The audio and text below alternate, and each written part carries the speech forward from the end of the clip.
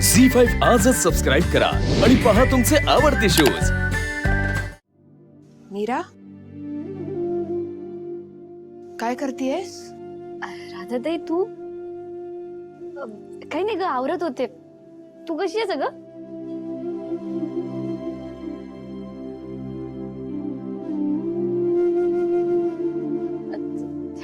ताई अशी काय एकटक बघतेस माझ्याकडे? तू बरी आहेस? हो ग, मला काय झालंय? मी बरीच आहे। तुझा चेहरा सांगतोय मीरा। काय झालं? कोणी काही बोललंय का तुला? मीरा, काय विचारतेय मी?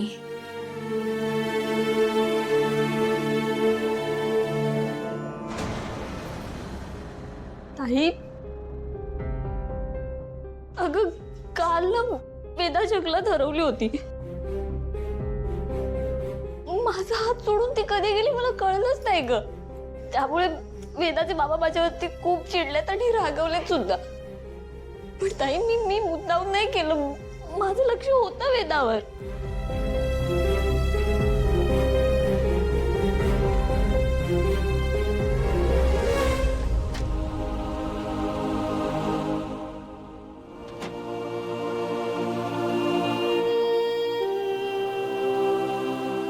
ताई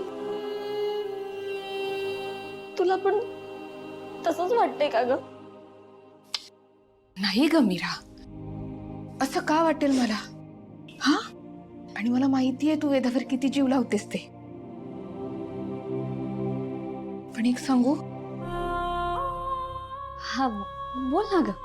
वेदा स्वतः जंगलात हरवली नव्हती।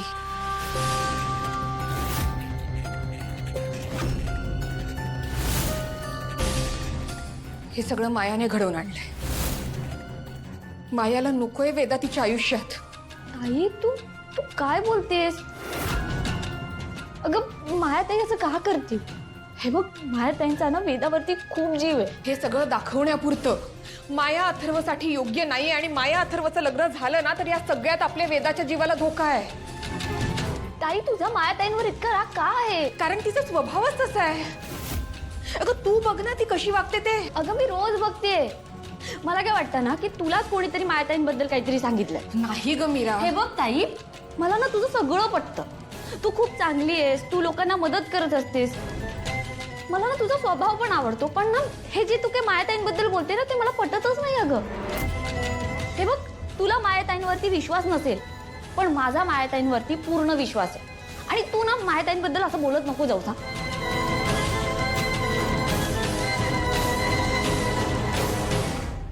खूप विश्वास आहे ना त्या मायावर? माझं काहीच ऐकायचं नाहीये तुला।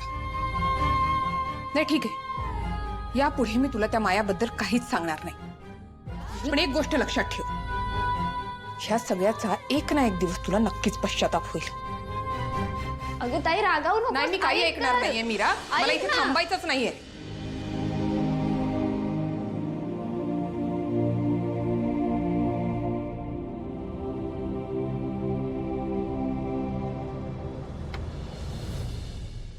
मदन, वेदा हरवली त्या दिवशी तू आणि पिर्या तिला शोधायला गेला होतात ना?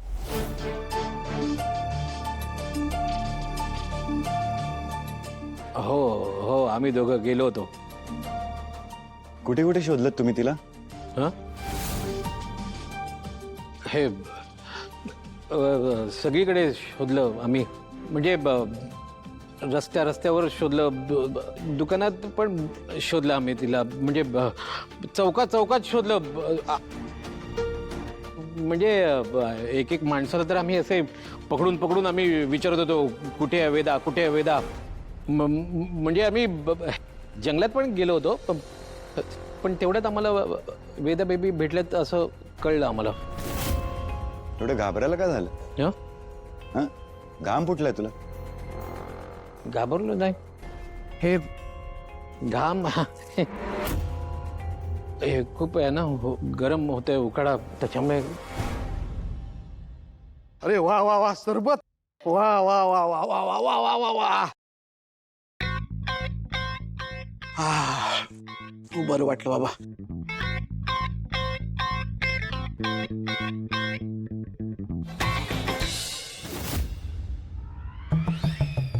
सॉरी दादासाहेब, तुमच्यासाठी होतं का? मी प्यायलो. काय बाहेर ऊन एवढा आहे ना, खूप तहान झाली होती माझी. सॉरी.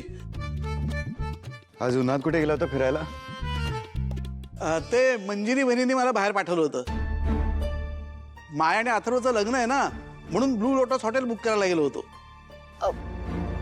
तुम्ही लग्नासाठी व्हेन्यू बुक करायला गेला होतात?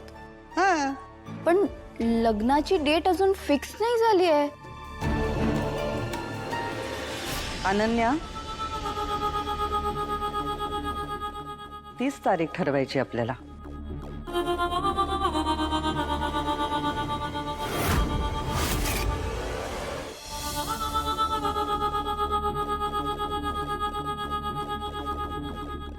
गुरुजींनी या महिन्यातल्या शेवटच्या आठवड्याचे काही शुभ मुहूर्त दिलेत.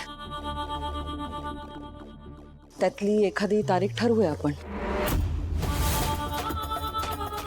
हॉटेलचं बुकिंग मिळणार नाही म्हणून मी त्यांना चौकशी करायला पाठवलं होतं. मंजिरी, मला तुझा निर्णय अजिबात आवडलेला नाहीये. घरात लग्न कार्य होते ना, सगळ्यांना विचारून निर्णय घ्यायला नकोत. पण हल्ली मी बघतोय की तू सगळे निर्णय आम्हाला गृहीत धरून घ्यायला लागलेली आहेस. असं काही नाहीये. ते बघा, अथर्वचं दुसरं लग्न होतंय, त्या आनंदात मी हा निर्णय घेतला असेल. मला माहिती नव्हतं तुम्हाला हे आवडणार नाही. मी पण बरोबरच आहे तुमचं.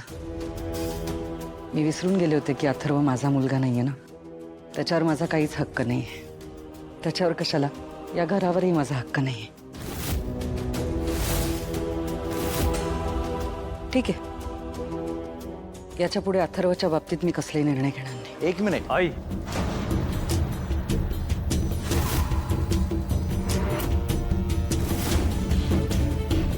काय म्हणालीस तू?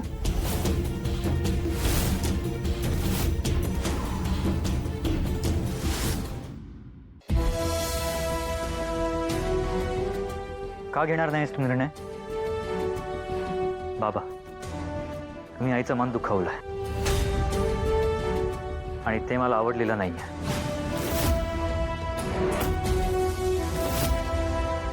आईने स्वतःपेक्षा अधिक घराचा विचार केला. माझ्यावर, अनन्यावर जीवापाड प्रेम केला. आमच्यासाठी तिने स्वतः आई न होण्याचा निर्णय घेतला होता.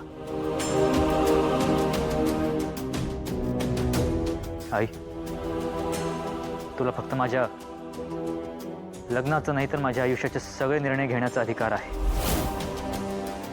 अथर्व, प्रश्न तिचा अधिकार नाकारण्याचा नाहीच आहे.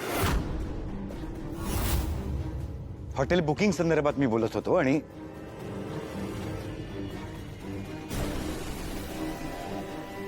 दादा, अरे तुझ्या लग्नाचा निर्णय आहे तो. सगळ्यांना विचारायला हवं ना. Ananya, it's okay, not a big deal.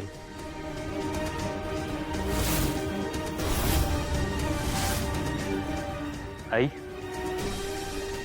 माझ्या लग्नाबाबत तू जो निर्णय घेशील तो मला मान्य असेल. झी 5 आजच सबस्क्राईब करा आणि पहा तुमचे आवडते शोज